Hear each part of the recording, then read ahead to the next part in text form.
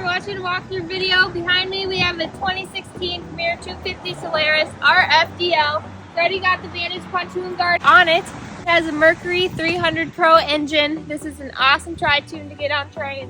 In the back of the pontoon we have the rear facing layout.